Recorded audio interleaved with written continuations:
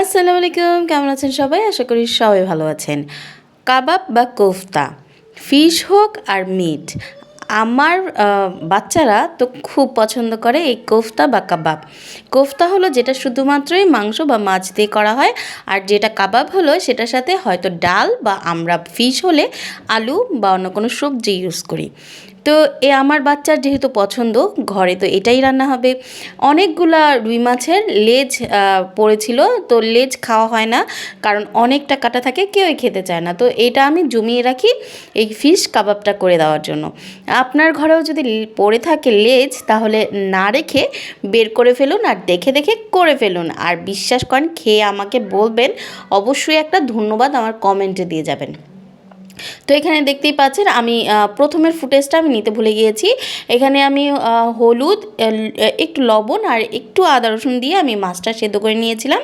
তারপরে এই যে একটু 2-4টা আলু সেদ্ধ করে নিয়েছি, মানে আমার মাছের পরিমাণ মতো আলুটা নিয়েছি। এখানে কাঁচামরিচ, ধনেপাতা, আমি অবশ্য পুদিনা পাতাও দিয়েছি, আপনি চাইলে দিবেন, না চাইলে নাই।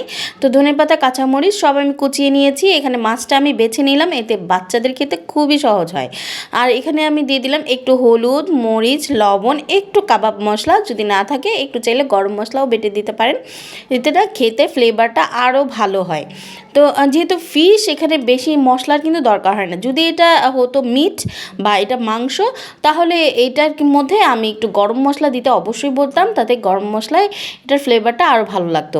তো আদা রসুন সব কিছু দিয়ে আমি সুন্দর করে, এই যে দেখতেই পাচ্ছেন, আমি ভালো করে মেখে নিয়েছি। মাখাটা কিন্তু অবশ্যই খুব সুন্দর করে করতে হবে, প্রত্যেকটা অংশে যেন মশলাটা মাখে আর মশলার সাথে, আলুটার সাথে, মাছটার সাথে যেন খুব সুন্দর করে ব্লেন্ড হয়ে যায়, মানে মাখা মাখা হয়ে যায়, তাতে না প্রত্যেকটা অংশ খেতে বেশ ভালো লাগবে। তো এই যে দেখতেই পাচ্ছেন, একটু সময় নিয়ে আমি ধীরে ধীরে মেখে নিচ্ছি। এই মাখাটা খুব সুন্দর করে নেবেন। আপনারা চাইলে এই পর্যায়ে, যদি আপনার আলুটা বেশি একটু পানি থাকে, তো আপনি চাইলে এই পর্যায়ে একটু ময়দা দিয়ে দিতে পারেন বা চালের গুঁড়ি দিতে পারেন। আমার তো একটু শক্ত আলু ছিল, তো আমার লাগেনি, তো আমি আর দেইনি। তো এই পর্যায়ে আমি সুন্দর করে, এই যে দেখতেই পাচ্ছেন, ভালো করে মেখে নিলাম। এখন আমি শেপ করে নেব।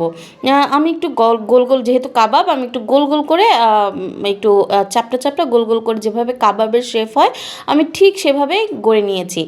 অবশ্যই কিন্তু হাতটা ধুয়ে নেবেন। আমি হাত দিয়ে করছি, এতে মনে করবেন না আমি হাত ধুইনি। অবশ্যই, যেহেতু আমার বাচ্চা এবং আমি এই খাবারটা খাবো, অবশ্যই হাত ধুয়ে নিয়েছি। তো এখন শেপ গড়ে নিয়ে সরাসরি চলে আসছে চুলার কাছে। এই যে দেখতেই পাচ্ছেন, প্রথমে আমি 2টা ছেড়ে দিয়েছি, তারপরে না মনে পড়ছে, আরে আমি তো ক্যামেরা ছাড়ি নাই।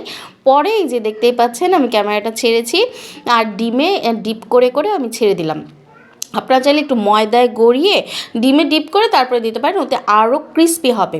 তো আমার এটাই ছিল ফিনিশিং, আর নেওয়ার সাথে সাথে সবাই খেয়ে ফেলছে।